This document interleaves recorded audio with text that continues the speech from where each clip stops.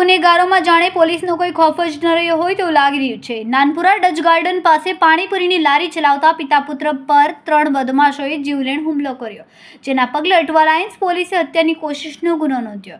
આ ગુનામાં પોલીસે અલ્તમશ ઉર્ફે અલ્તુ ઇરફાન શેખ, અયાન અસગર અલી કુરેશી અને મુસ્તુફા આરિફ શાહની ધરપકડ કરી છે।